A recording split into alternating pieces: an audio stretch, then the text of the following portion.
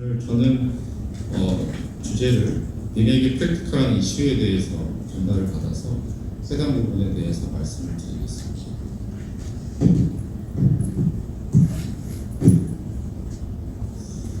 제가 드릴 말씀은 이제 컨셉과 셋업 매니지먼트, 인슈런스 이슈에 대해서 말씀드리겠습니다. 사람들이 주기세포 주사에 열광을 합니다. 실제 예전에 항노화를 위해서 박근혜 대통령이 맞았다는 주기세포 주사 이런 내용들도 매우 이슈화 됐었고, 최근에는 언론사에서도 주기세포 주사에 대해서 많은 얘기가 나오고 있습니다. 이런 왜 주기세포 주사에 사람들이 열광을 하고 돈을 많이 내는지에 대해서 고민을 해봤습니다. 관절염에서 오솔 바이올로지 트리트먼트가 사실 요즘 첫 이슈인 것 같고, 기전에 대해서는 메센카이마 스템셀을 인트라아티큘러 인젝션을 하면 히덴1 메커니즘을 통해서 파라크라인 이펙트를 통해 어떤 이펙트를 일으킨다라는 것으로 알려져 있습니다. 재미있는 논문을 보면 실제로 그것이 어떤 의미를 갖고 있는지에 대해서 고민할 수는 있겠지만, 논문을 보면 우리가 농축한 어떤 셀을 갖다가 센트리퓨즈를 하면 그 사이즈에 따라서 1000나노미터 이상의 시크로톤과 그다음에 200나노미터 이하의 스몰 사이즈 엑소존, 그리고 그로스 팩터 같은 5나노미터 이하의 아주 작은 솔로블 팩터, 미디엄 사이즈 베시클, 이렇게 나눠서 센트리퓨즈가 될 수 있습니다. 그 중에 비맥이나 이런 인젝션 타입에서는 중간에 시크로톤이나 스몰 사이즈 엑소존이 많이 함유되어 있습니다.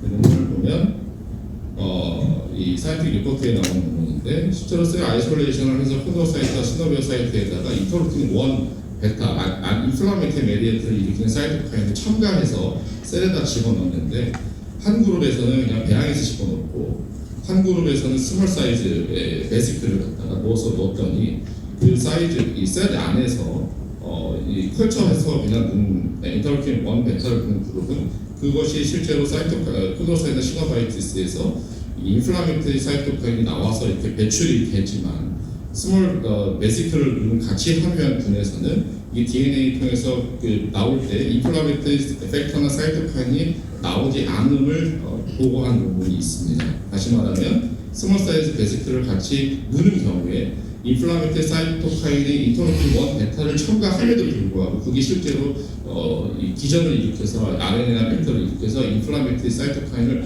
내지 않는다는 겁니다. 그래서 시크로톰이나 익스트라셀룰라 베시클 같은 것들이 메센카이마 프로퍼티를 갖고 있지만, 그게 실제로 그런 베시클들이 들어가게 되면 인비트로 리저트에서 인플라메이터리 유발 물질을 집어넣는다 할지라도 그게 인플라메이션을 유발하는 데 막을 수 있다는 그런 인비트로 연구입니다. 그래서 비맥의 경우에는 본메로 플레이틀렛과 그 다음에 메센카이마 스템셀 이 두 가지가 주로 많이 들어가 있습니다. 그 중에 플레이틀렛의 경우에는 많은 그로스펙터와 TGF 베타의 스코패밀리와 그 다음에 여러 가지 아시는 것과 같이 액션을 하는 사이토카인들이 들어가 있습니다. 메센카이마 스템셀의 경우에는 안타깝게도 비맥에서는 0.01% 이하의 아주 작은 양만 함유가 되어 있고, 그로스펙터의 소스가 될 수 있는 사이토카인들이 함유되어 있습니다. 이런 비맥의 성분이 실제로 인트라아티큘러 인젝션을 하면, 그래서 이제 아이디어하게는 셀을 갖다가 리제너레이션을 일으켜서 드모아드 효과를 일으킬 수 있다라고 얘기를 하고 있는 것 같습니다. 하지만 비맥의 옵티마이제이션이 매우 중요합니다. 논문을 보면 애니멀 스터디에서 시노비얼 멤브레인에 실제로 비맥의 이펙트가 매우 푸어하다라는 얘기가 있습니다. 다시 말하면 실제로 그런 이 사이토카인들 비맥의 제재들을 놓다 할지라도 그게 시노비얼 멤브레인의 역할을 많이 하지 않는다라는 얘기들이 나오고 있는 겁니다. 그래서 이런 논문들은 이전에 나왔던 NDPI 논문에서도 반증할 수 있습니다. PRPA를 놓는데 그 효과를 비교한 연구를 보다 보니 본메로 이데마가 너무 심한 환자들에서는 이펙트가 좋지 않다라는 논문이 있었습니다.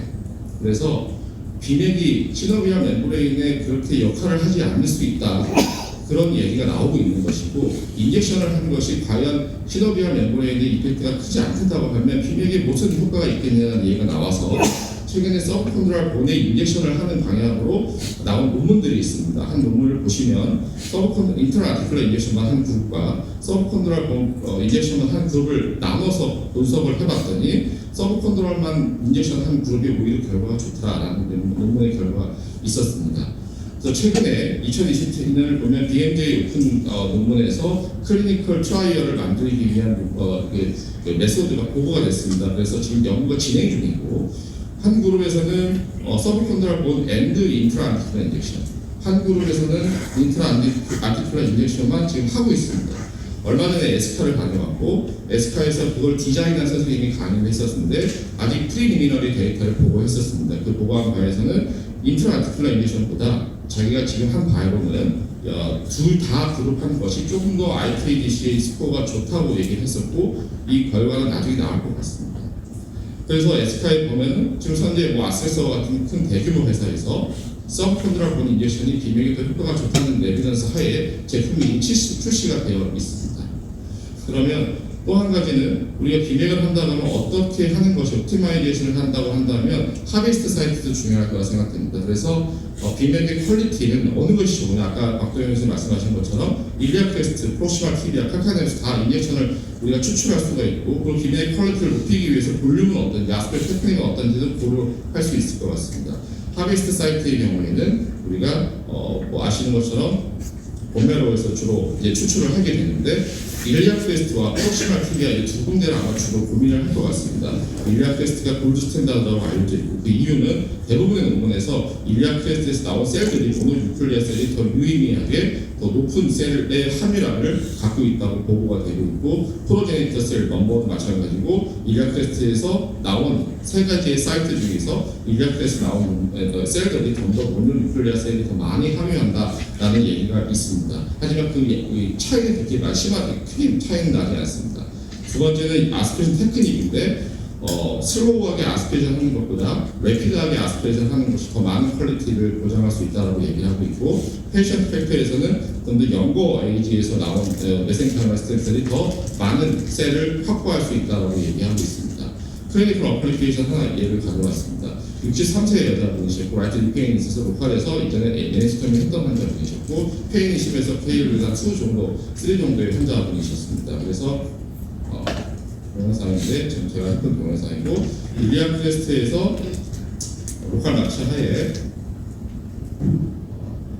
뭐 다 아시는 것 같습니다. 그래서 뭐 시간 관계상 일리아 퀘스트에서 이제 로컬 마취를 하고 나서 하베스트 한다, 최대한 랩드하기 위해서 풀 백큐를 해가지고 뽑아내고, 그거를 센트리퓨저 해가지고 저는 이제 바로 라테랄 파라파텔라로 이제 인젝션을 합니다. 그래서 RM을 좀 충분히 시켜줘서 그 인젝션 한 것들이 니조한테 고루 분포되게 하기 위해서 노력을 합니다.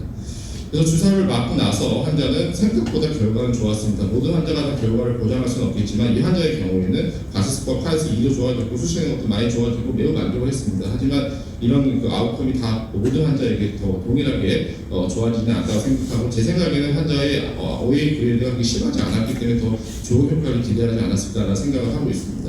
마지막으로 인슈런스 이슈입니다. 지금 현재 나오는 그 시드로 기수의 평가는 이제 ICR 그레이드의 3, 4등급, KL 그레이드 2, 3등급에 해당하는 골 관절염 환자에게 인디케이션이 되어 있고, 그리고 시술 방법에 유효한 기술이라고 얘기를 하고 있습니다. 현황을 보시면 실제로 청구 건수가 2024년 1월 건으로 해서 8%가 올랐고, 그리고 2배 가까이 뛰었고, 지금의 것이 2배 이상이 증가됐습니다. 그리고 그 중에서 청구 병원도 한방병원이 전체에서 청구 비중이 18%에 해당할 정도 많은 비중을 차지하고 있고, 청구 건당 금액은 최저 100만 원에서 최대 2,600만 원의 병원별 편차가 크게 나타나고 있습니다. 정말 그런가 너무 의심이 돼서 하나를 구해왔습니다. 그래왔더니 실제로 한방병원의 내역서였는데, 전체 금액이 이번 환자가 내는 금액이 본인 부담액이 1,500만 원이 안 됐었는데, 본메로가 1,400~500만 원의 이제 비맥을 청구를 했습니다. 다시 말하면 1,500만 원을 내는데 50만 원만 내면서 나머지 다 비맥으로 청구를 해서 환자를 했던 영수증을 하나 제가 봤습니다. 그리고 최근에 이제 금강원에서 이런 고시가 나왔습니다. 이런 비맥 주사가 너무 많이 나다 보니 실제로 많이 이제 그런 부분에 대해서 지금 계속 관찰하고 경고를 하고 있는 것 같습니다.